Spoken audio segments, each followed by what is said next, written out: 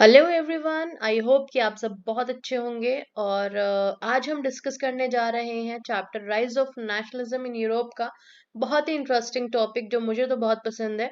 That is the unification of Germany. So let's discuss कि कैसे Germany को बहुत अलग अलग जो स्टेट्स में बिखरा हुआ था उसको एक यूनिफाइड नेशन बनाया गया, कैसे वहां पर एक सिस्टम को स्टैब्लिश किया गया। So that we are going to discuss today.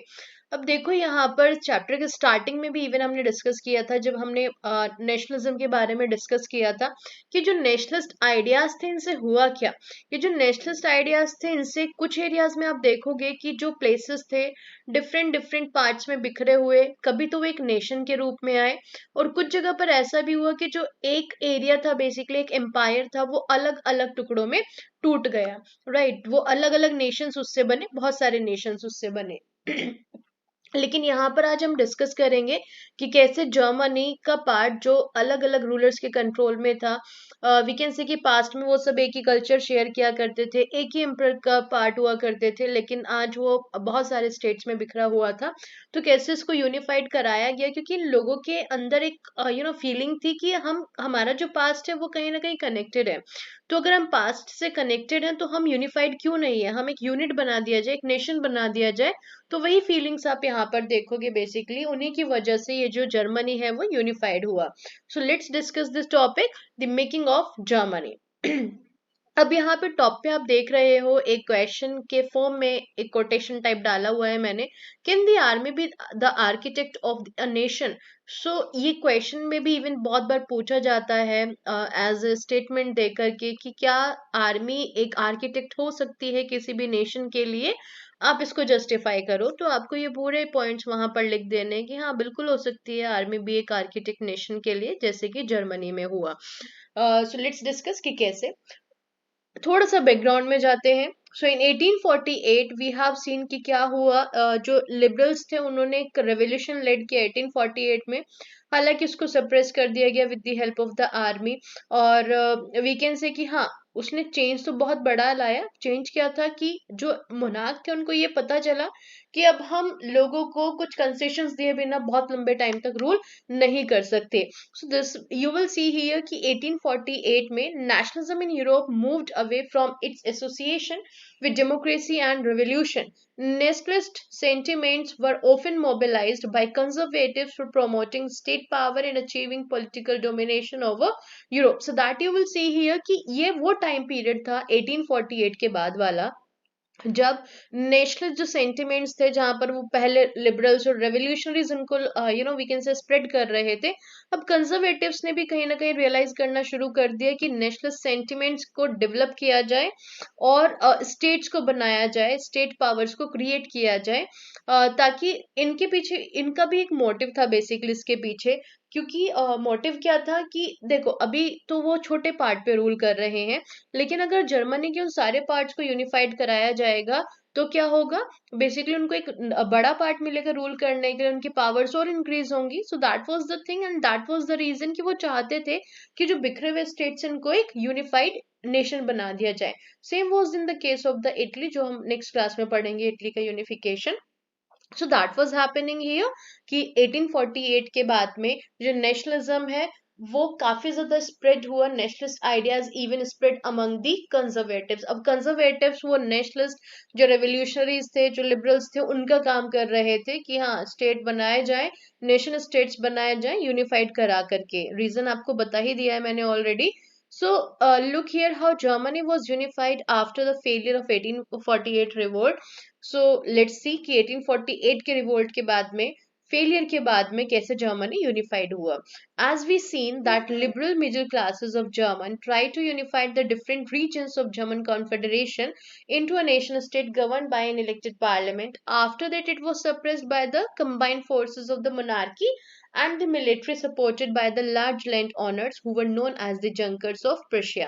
So that you will see here, already हमने डिस्कस भी कर लिया, बहुत ज्यादा डिटेल में हम यहाँ पर नहीं जाएंगे अब, कि मिडिल क्लासेस ने लेड किया एक रेवोल्यूशन 1848 में, फेल हो गए। और इवन उन्होंने क्या किया, एक इलेक्टेड पार्लियामेंट भी क्रिएट की, लेकिन उसको भी हटा दिया गया, उसको डिसबैंड कर दिया गया। और इस मूवमेंट को सप्रेस करने के बाद में, जो सप्रेस किसने किया था, मिलिट्री ने, और जो एरिस्टोक्रेटिक क्लासेस थी, जिसमें हम लार्ज लैंड ऑनर्स को हम काउंट कर सकते हैं, जिनको प्रशिया में जंकर्स कहा जाता था। बहुत इंपॉर्टेंट पार्ट है ये, इसको 1 मार्कर में आ सकता है आपके, तो इसलिए मैंने बोल्ड किया हुआ है, आप इसको देख लेना, बुक्स में अंडरलाइन कर लेना। सो दैट वाज द थिंग कि उनकी हेल्प से सप्रेस तो कर दिया इस रिवोल्ट को, लेकिन after the failed attempt of liberals, Prussia took on the leadership of the movement for national unification. So that we have already seen कि कंजर्वेटिव्स ने डिसाइड कर लिया था कि चलो अब हम छोटे से पार्ट्स पर रूल नहीं करेंगे, अब हम बड़े पार्ट पर रूल करेंगे, लेकिन उससे पहले जरूरी क्या है, यूनिफिकेशन, यूनिफाइड कराया जाए इन सारे स्टेट्स को। सो इस तरह से प्रशिया क्या था, एक बड़ा पार्ट था बेसिकली इन स्टेट्स का, जो बिखरे बिखरे पड़े थे, अलग अलग रूलर्स के कंट्रोल में थे। तो प्रशिया सबसे बड़ा पार्ट था, सबसे बड़ा किंगडम था। तो इसने लिया लीडरशिप की चलो भाई मैं आ जाता हूँ मैदान में, मैं कराऊंगा फ्री किस, बेसिकली मैं कराऊंगा यूनिफाइड किसको, जर्मनी को। सो लेट्स सी कि प्रशिया ने क्या किया। So after the failure of the German National Assembly, Prussian chief, whose name was Otto von Bismarck, took the lead in German unification. So जब ये जर्मन नेशनल असेंबली फेल हो गई, उसको suppress कर दिया गया, डिसबैंड कर दिया गया, तो अब आते हैं बेसिकली प्रशिया के जो चीफ थे, चीफ मिनिस्टर थे ओटो वन बिस्मार्क, उनको उन्होंने लीडरशिप ली कि चलो हम यूनिफाइड कराएंगे जर्मनी को। सो इसीलिए क्योंकि उन्होंने लीडरशिप ली थी, उन्होंने इनिशिएट किया था इस वी कैन से यूनिफिकेशन को। So that's why he is also known as the architect of this process of the unification of Germany.